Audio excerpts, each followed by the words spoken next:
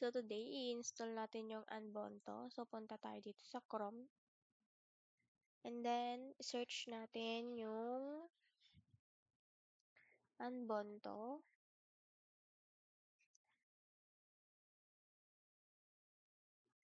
So, i-click natin itong link. And then, hanapin natin kung saan banda ito. So, ito yung Ubuntu. Yan, download lang natin.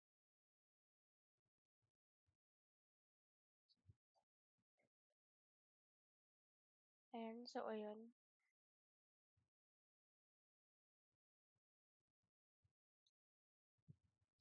So, while waiting, so, explain ko naman kung So, let's start or let's answer the question.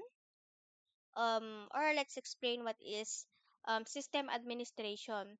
So, sa system administration, it involves the managing and maintaining the computer system and networks. So, pag sinabi nating system administration kasi, ito yung pag-ayos or way para ma-maintain natin yung computer system or network nating maayos. So, kasama na rito yung pag-set up ng ating hardware or pag-install ng mga software, pag-manage ng ating mga user account, and also pag-troubleshoot ng mga problema sa ating system. So, the question number 2 naman is, what is system maintenance? So when we say system maintenance, it is refers to the ongoing tasks or required to keep computer system and networks operational and up to date. Ito naman yung dapat ginagawa nating regular up to date, which is nag-update tayo always ng ating system para ma-apply natin yung update and patches para performing backups natin. So, optimizing system performance and also in ensuring that hardware and software are function correctly. So, and lastly naman, yung number 3, what are the benefits of Ubuntu Linux operating system administration and maintenance? So, kung ano naman sasabihin nating benefits naman ng Ubuntu sa system administration and maintenance, number 1 na dito is yung stability and security. So, based on my research, so Ubuntu is known for its stability and strong security features, which are critical for maintaining reliable system. The second one is open source. So, for being open source, Ubuntu allows customization and flexibility in system configuration and management. So, number 3 naman yung package management. So, when we say Ubuntu, it is uses for APT, or it says advanced package tool, where making it easily to install and update and remove software packages. And number 4 naman is meron tayong community support, which is Ubuntu has a large community and extensive documentation providing valuable resources of troubleshooting and learning. So, usually kasi itong Ubuntu, nakikita ko din based sa may research ko, uh, marami kang makikita about sa Ubuntu, which is andun na yung guide kung paano mag-install or paano i-provide.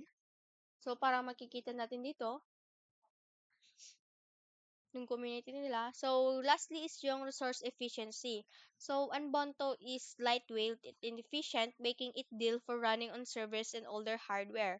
So, yun yung 3 question, which is na-explain natin what is system administration, define what is system management, and also what are the benefits of Ubuntu Linux.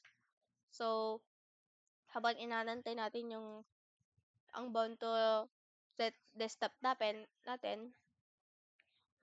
na-explain ko na what is Ubuntu and ano yung mga or ano yung system administration and ano na yung mga benefits nila. So, let's proceed to naman ta VirtualBox. So, ito yung download ko, Windows Host, kasi naka-Windows ako. So, ito na yung downloaded ko. So, try natin install. Yan, yes lang natin. So, prepare lang. So, next.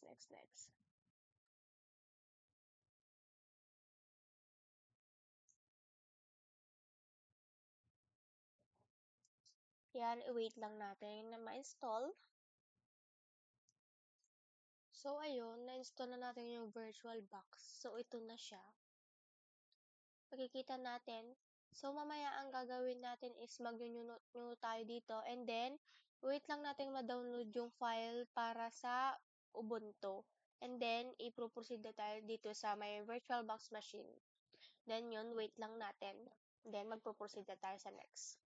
So, ayan. Na-download na natin yung Ubuntu files. So, ito na yung laman niya and na-extract ko na din. So, next na gagawin natin is punta tayo dito sa may virtual machine or virtual box manager. So, ang next na step is punta tayo dito sa new.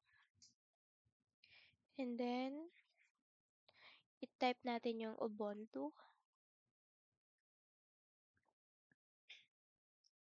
Ay, ayan.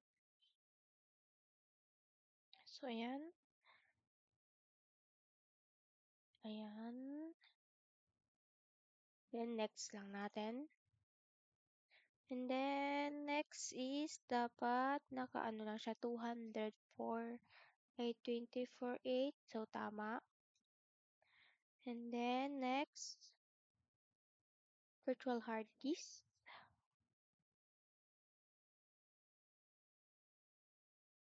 So, virtual hard disk. Ayan. Create a virtual hard disk. Then, next lang natin.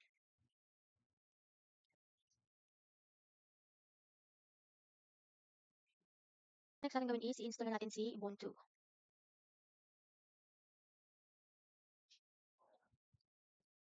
Okay. Then, select natin yung language natin, English. Then, next. English. Ayan. Next.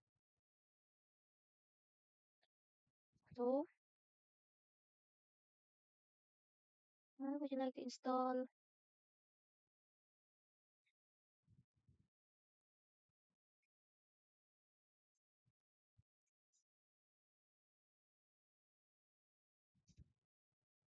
Mhm.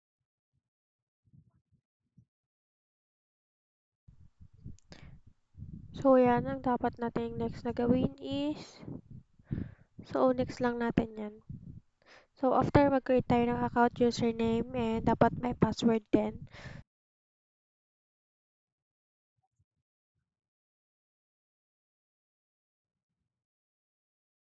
Yan, next lang natin. Screenshot lang natin. So, yan, nag-install na siya.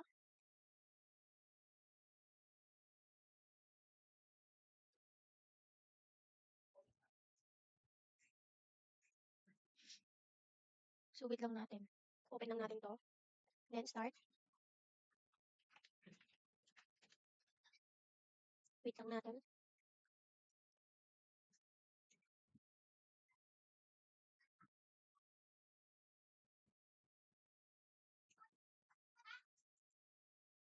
Wait lang natin mag-loading.